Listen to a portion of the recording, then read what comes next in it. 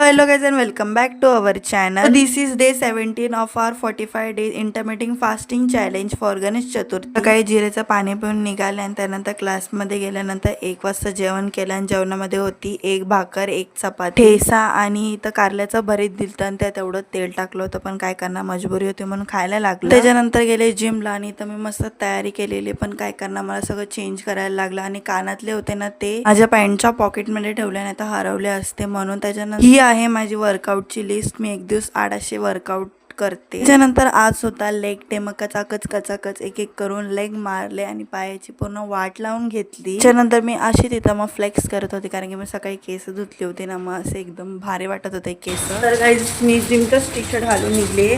फक्त खाली जीन्सची पॅन्ट घातली. काय माहिती कसं अचानक ते काय पडलंय त्याच्यावरती काय माहिती कारण की मी आतमध्ये चेंजिंग रूममध्येच ठेवलं होतं. इसने क्या किया क्या पता. तर आता चालली क्लासवरती. मग क्लासवरती जाणार घरी.